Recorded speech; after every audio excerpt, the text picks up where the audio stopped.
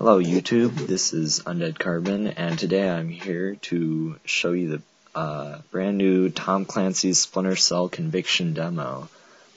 We're just going to do a playthrough here and show you some of the cool new features that this game has. The release date, the confirmed release date for Splinter Cell Conviction is April 13th, so gotta swing by your local store and pick it up because from what I can see so far, it's an amazing game. Alright, the main menu here is actually pretty cool. The options are Start Demo, Scene Select, Deniable Ops, Multiplayer, Extras, Uplay, Settings, and then, well, just to exit the demo. But the ones I have to select from are Start Demo and Settings, so as you can see, hitting settings takes you to kind of a cool little 3D screen of some dude getting shot up. Kinda interesting. Alright. Now the controls in this game, interestingly enough, are very independent from any of the other Splinter Cell games so far. I mean, here, we'll just do normal. The controls basically, things you would expect to do to be able to, fill out certain things, I guess. Like to reload, normally you would think X reloads. Well, in Conviction it's left stick down. Things like changing your weapon, I guess I play a lot of FPS games, so I think Y is going to do something like that, but, it's analog stick down. So the controls are really unique and yet really fluent from what I've noticed.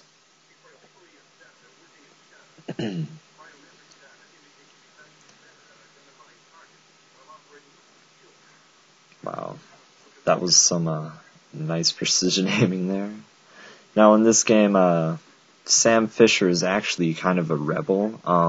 His daughter was murdered, and since then he's been trying to find the killer. So he's not working for the organization that he normally does, so he's not getting all these cool gadgets. So he has to kind of improvise and, you could say, MacGyver, just use things in his environment to his advantage because, obviously he doesn't have night vision goggles and all these fancy things. He has to find them along the way.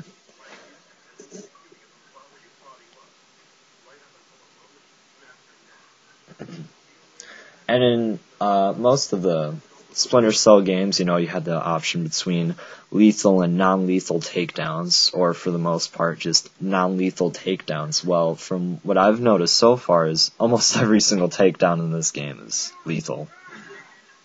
Like that one.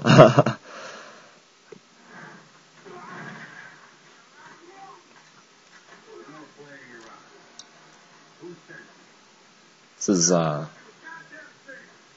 just kind of the opening credits to the game. And I have to say, these are the funnest opening credits, because I have complete control of Sam Fisher and basically how he goes about interrogating this guy who was sent to kill him, who is kind of failing right now.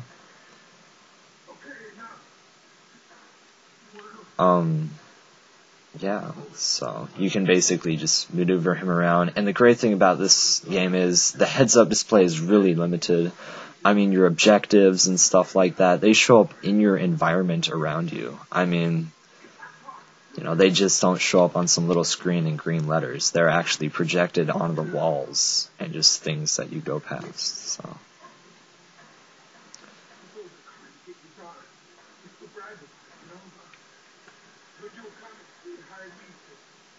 Yeah.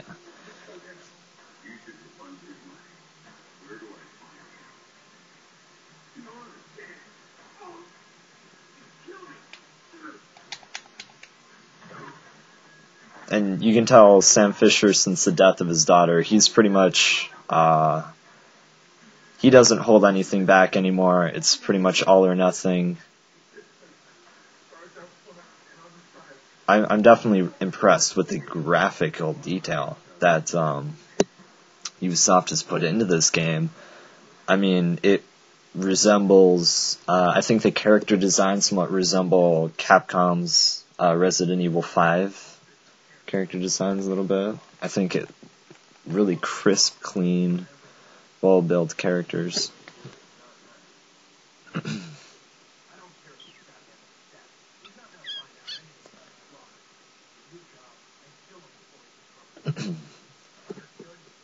this game definitely has a persona of conspiracy, I guess you could say. There's a lot of mystery behind things that are going on, and all the people who are involved. Let's see, disarm EMP bomb. Just, it's not on your heads-up display. It's just projected onto the environment around you. All right, you can see the controller layout. It's pretty. Actually, I was getting ready to say simple, but it's actually a little bit different and confusing at first compared to most of the other games. Just the way it navigates. But hopefully once the game is released, you'll be able to customize the controls a little bit more. There aren't any in the demo. Stealth is still the key factor to the game. You can do various takedowns just like that. A new feature is the ability to mark your opponents and execute, like I just did there.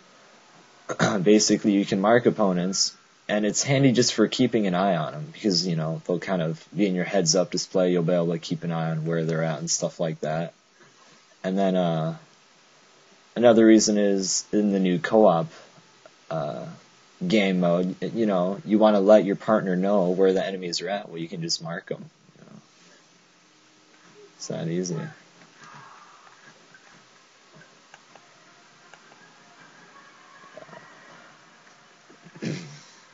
As you can see, the environments are highly detailed, you know, a few scattered objects, but they put a lot of work into just the scenery.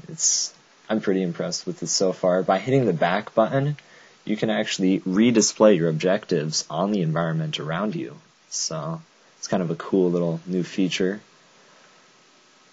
You know, it wants me to peek under this door, but we'll take a look. There's obviously the dude right there, so let's say hello.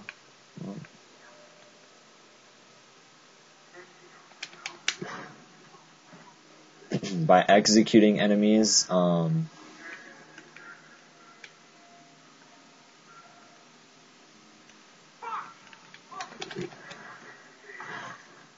you're able to then do some precision aiming things like this. Mark and execute is, I think, what they call the game and mechanic. See, that white outline of myself is the enemy's idea of where I was last seen, so they're going to be concentrating on that area, allowing me to maneuver around and come at them from a more tactical position, I guess you could say.